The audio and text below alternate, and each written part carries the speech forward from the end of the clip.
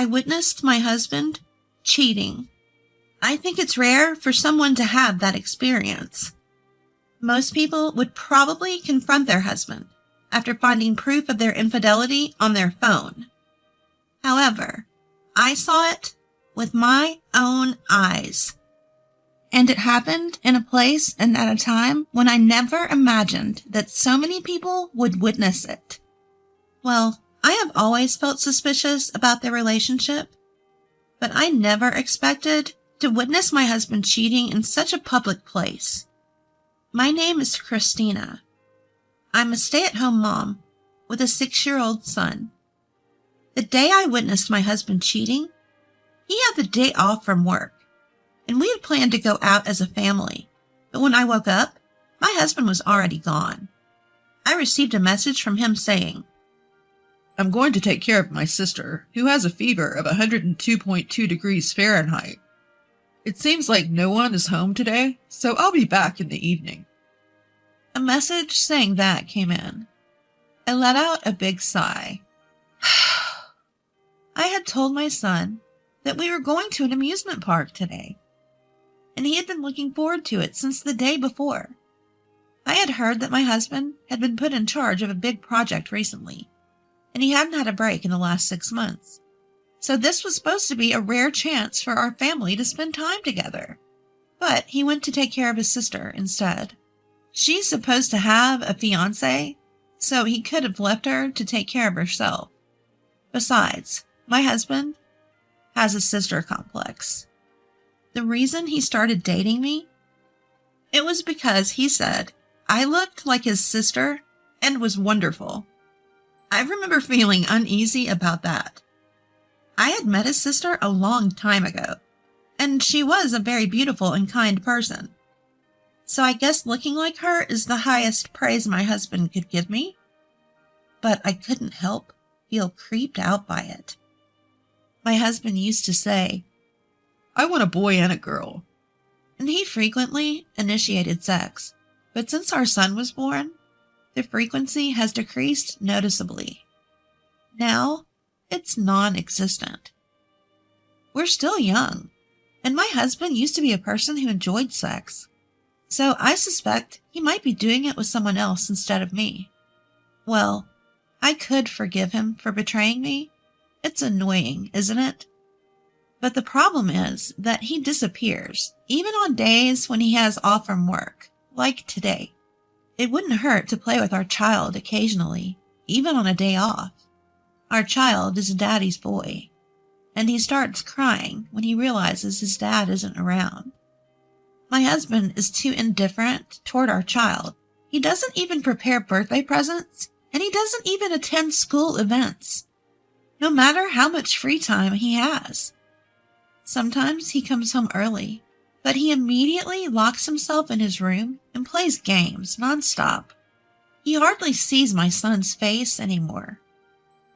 At this rate, my son, who used to be a daddy's boy, will start to see his father as a stranger. Oh, and my husband said he was busy with a big project. That was a lie, because he was rarely home. I asked a former classmate who works at the same company as my husband, "Is my husband really that busy?" I've heard that before. "No way. If anything, your husband is known as a window-side employee who doesn't have much work and always looks bored. He goes home on time every day." They told me this while laughing. I thought, I knew it. That's exactly what I thought. After all, he was supposedly in charge of a big project, but his salary was still around $1,500, and he didn't look tired from working overtime. In fact, he looked rather well rested. This also made me suspect he was cheating.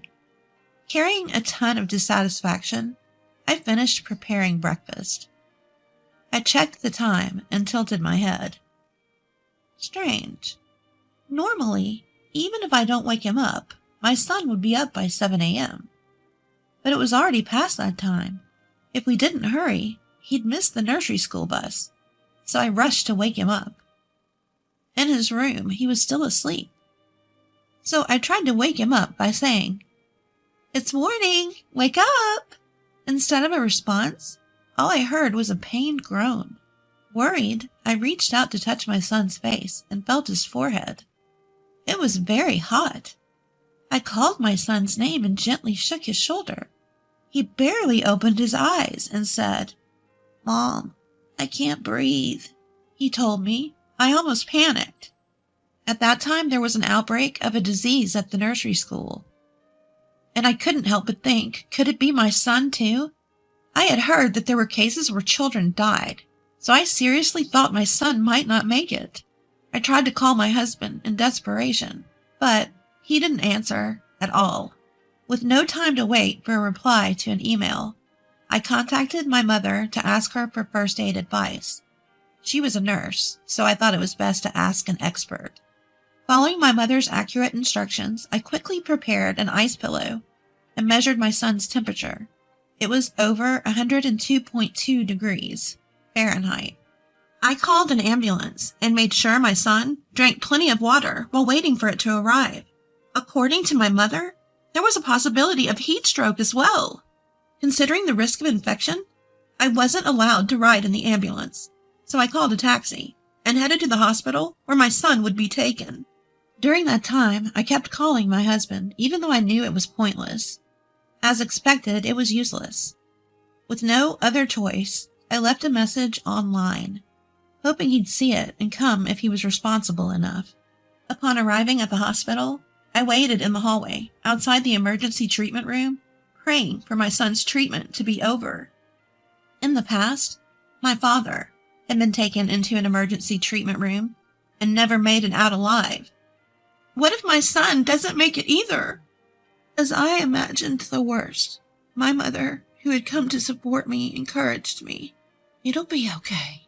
It'll be okay." And then, an hour later, my son was saved. But they said it was best for him to be hospitalized for a week. So he was taken to a hospital room. In the end, my husband didn't come home that day. The next day, I went back home to get some clothes for my son and decided to bring him some fruit as a get-well gift. I thought I'd also greet the doctor who had helped us the day before, so I passed by the emergency treatment room. But suddenly, the area became chaotic. Did someone get brought in? Thinking I might be in the way, I decided to postpone my greeting to the doctor. As I was about to go to my son's room, I saw a man and a woman on a stretcher. They were barely covered with a thin blanket and looked almost naked. It seems they're still joined together. It seemed they were stuck together during intercourse. I had never experienced it, but it must be tough.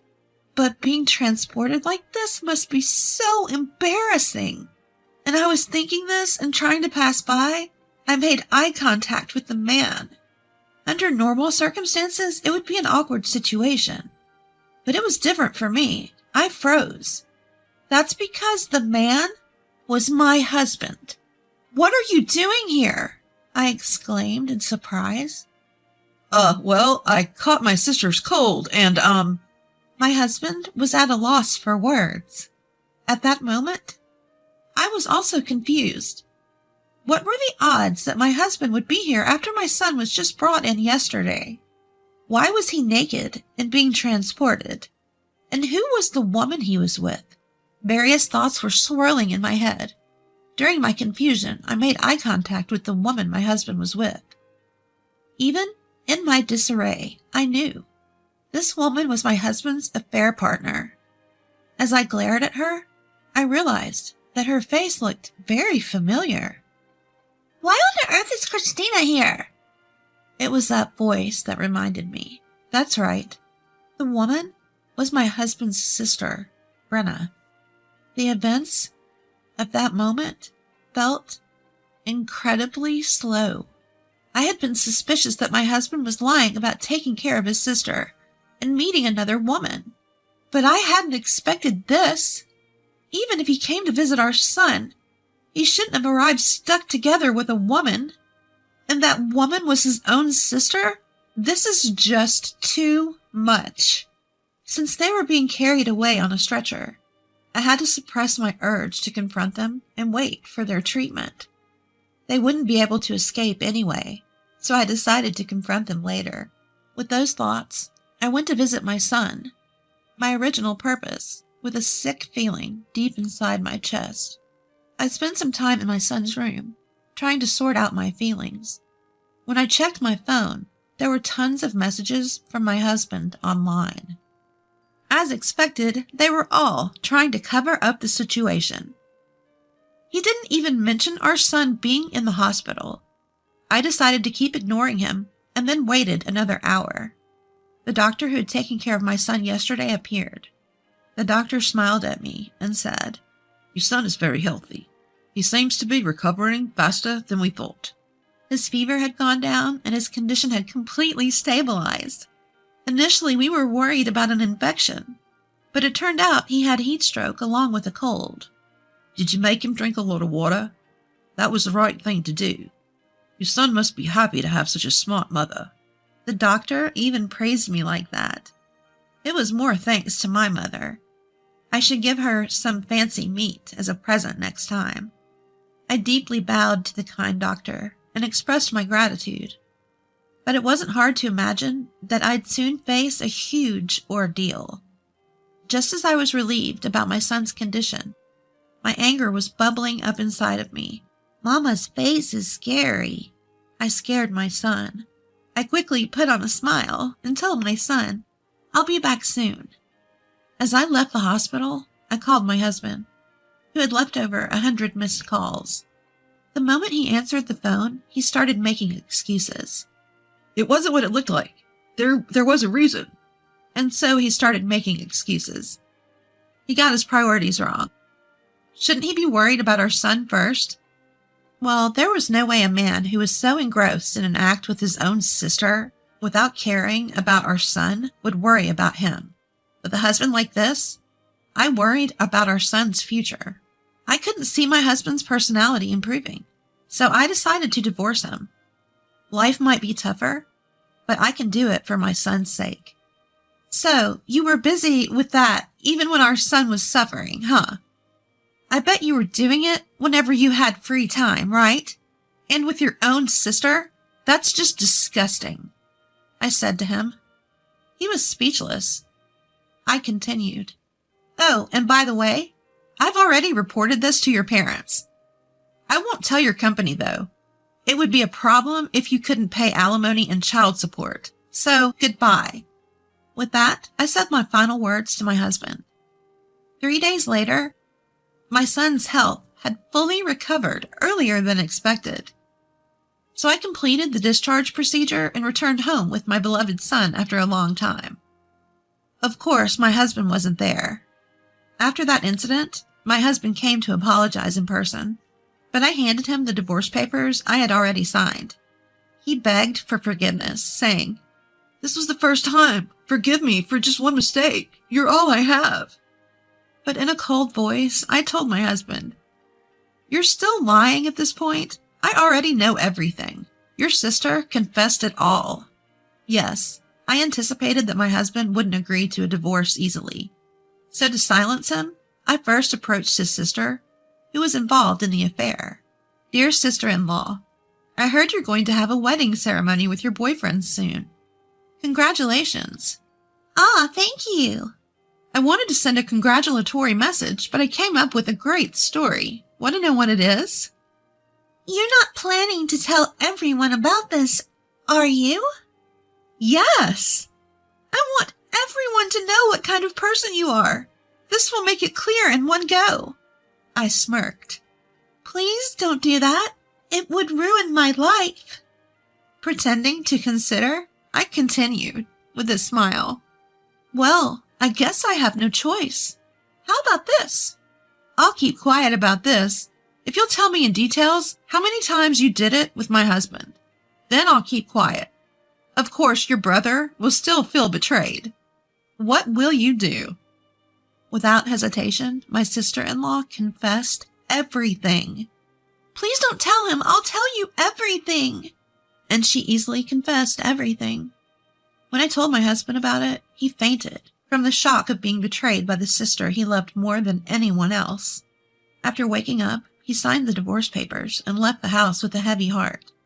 From there, I went through a lawyer to demand a divorce, custody of our son, alimony, and child support from my husband.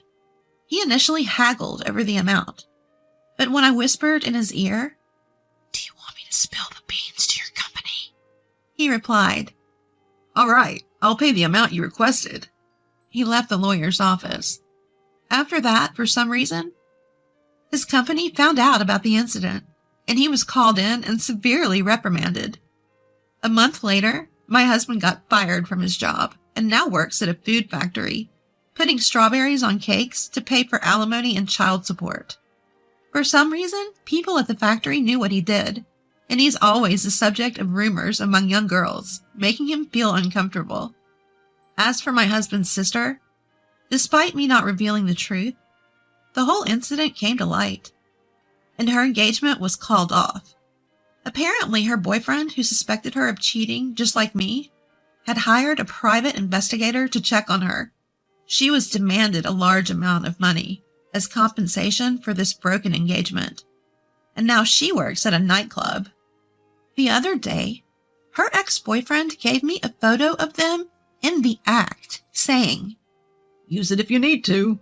I wondered what kind of nerve he had to give such a thing to a woman like me, but I decided to keep it in my drawer. In case my husband contacts me or tries something, I'll gratefully use it. I moved back to my parents' house for a fresh start, and am raising my son with their help. My parents, who lived far away, were sad that they couldn't see their grandson often, so they offered to help as much as possible. I don't want to rely on them too much, so I'll only lean on them when I need to.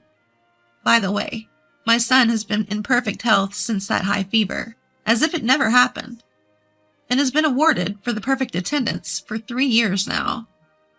He seems to have completely forgotten about his biological father and enjoys every day. That makes me happier than anything else. Oh, I almost forgot. Our family has grown. It's Angel, the white cat sleeping comfortably on my lap. When I went to say goodbye to Angel, who often came to play in my yard before moving, he jumped onto my lap as usual and then stayed still like a statue. I was sad to part with Angel, so I brought him with me to my parents' house. Now he's close with my parents, and he's just as important to me as my son. From now on, I want to watch my son grow up warmly, with my parents and Angel. That's what I think about as I sit here in the rocking chair on the porch, stroking Angel.